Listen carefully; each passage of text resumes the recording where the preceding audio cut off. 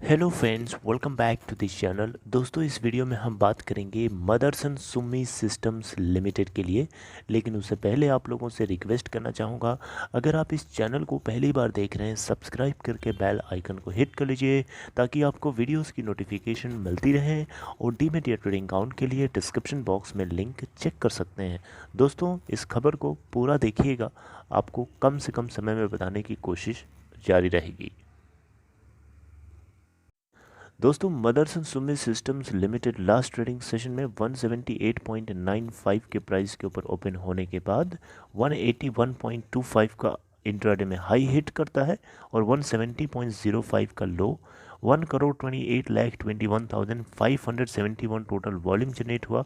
इस कंपनी की market cap देखें तो 54,363 करोड़ रुपए 172.15 के क्लोजिंग प्राइस के कंपेयर में के रिस्पेक्ट में। बेसिकली अगर हम देखें इसका 52 वीक लो तो 159.10 का और हाई है 272.85 का। दोस्तों, यहाँ पे मैं आप लोगों से जो डिस्कस करने जा रहा हूँ, मदरसन सुमी सिस्टम्स लिमिटेड के Q3 के नंबर्स आ चुके हैं और जो नेट प्रॉफिट है, बॉटम लाइन है 69% का उसमें हमें डिक्लाइन देखने को मिला कंसोलिडेटेड नेट प्रॉफिट के अंदर। ऐसा क्यों? इसके पीछे एक छोटा सा कारण है, वो कारण भी आपको बता देता हूँ। और जो एग्जैक्ट डेटा है बॉटम लाइन का 245.1 करोड़ का है। मदरसन सुमी सिस्टम्स लिमिटेड ने आप देख सकते हैं यहाँ पे 11 फरवरी 2022 को 69.3% के आसपास का डिक्लाइन शो किया इसके नेट प्रॉफिट के अंदर, कंसोलिडेटेड नेट प्रॉफिट के अंदर, जो कि 245.1 करोड़ का निकल के आता है।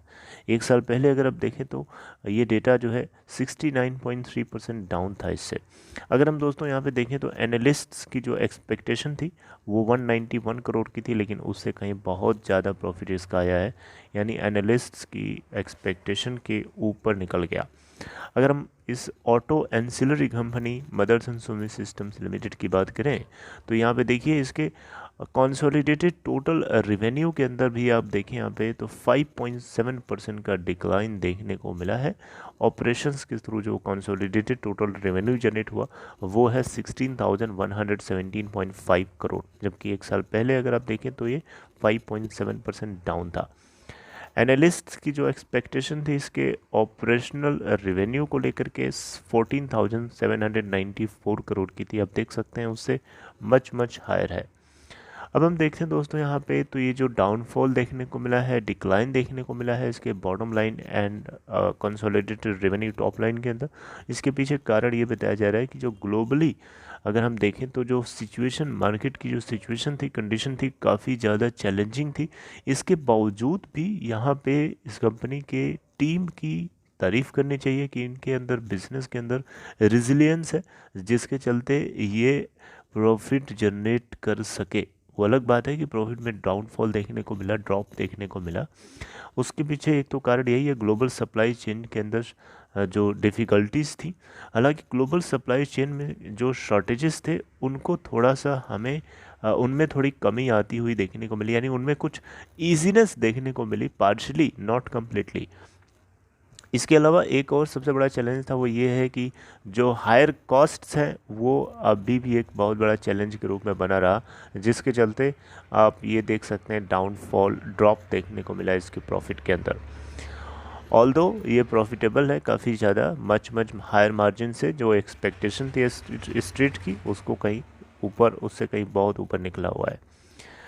तो ये इस बैंक के चेयरमैन मिस्टर चेयरमैन मिस्टर विवेक चंद सहगल की तरफ से बातें बताई गई।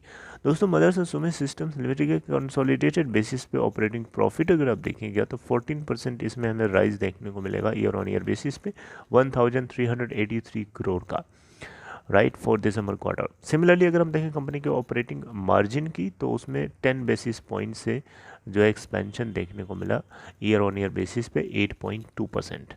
अब दोस्तों यहाँ पे Samvardhana Motherson automotive systems group BV, यहाँ पे अगर हम इसकी बात करें तो ये 20% जो है क्वार्टर ऑन क्वार्टर बेसिस पे इसके रेवेन्यू में राइज दिखाया है 1.3 बिलियन यूरो का, जबकि ऑपरेटिंग प्रॉफिट में भी अगर आप देखें तो 96 मिलियन यूरोस का यहाँ पे प्रॉफिट राइज होकर के हो गया है, जबकि इससे पहले 1 साल पहले 71 मिलियन यूरोस का था।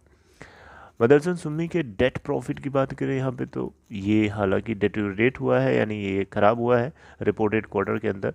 As net debt to operating profit ratio अगर आप देखें तो 1.4 निकल के आया है, जबकि इससे पहले 1.3 था प्रीवियस क्वार्टर यानी सितंबर क्वार्टर में।